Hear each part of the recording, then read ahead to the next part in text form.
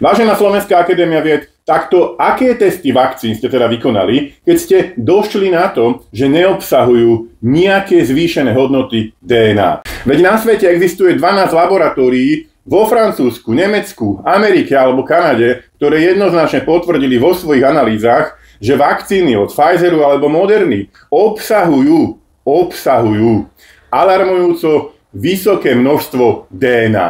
No tak to, kde sme potom, vážená SAVčka? Aj súdna znalkyňa, molekulárna biologička Soňa Peková sa vyjadrila, že vôbec nevie, akú analýzu ste vy urobili a ako je možné, že ste k týmto záverom došli.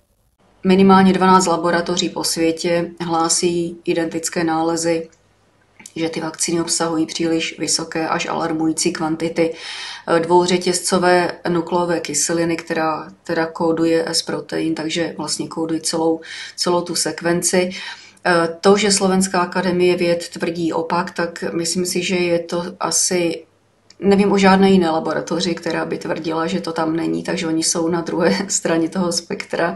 Je tady 12 mezinárodních laboratoří, které to hlásí unisono.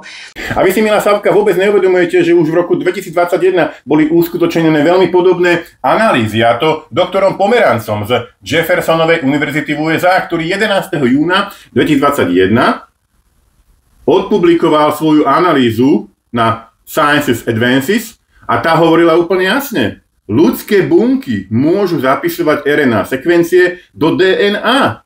Inými slovami vyjadril, že naše bunky obsahujú enzymy, ktoré sú schopné nasledovnú vec urobiť. Zapísať RNA do DNA. Tak o čom sa tu bavíme dnes?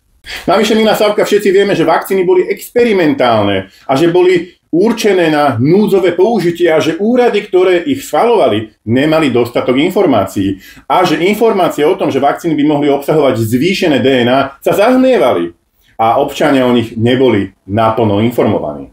Nie, milá Savka, nemanipulujme názorom občanov ani ich zdravím. To je vážna vec. A vy okamžite zverejnite, aké vakcíny, aké šarže a akým spôsobom ste analyzovali, či je vo vakcíne zvýšená DNA alebo nie. Lebo všetky fakty ukazujú na to, že nehovoríte pravdu. Ďakujem pekne.